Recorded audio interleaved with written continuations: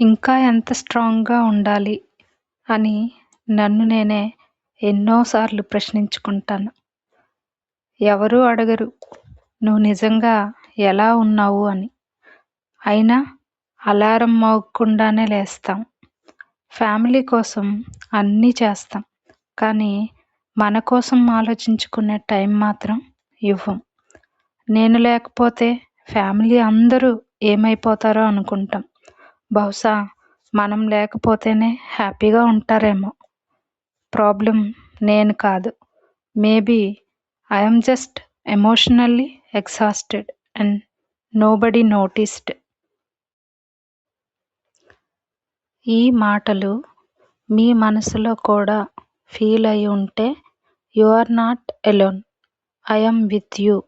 Please DM.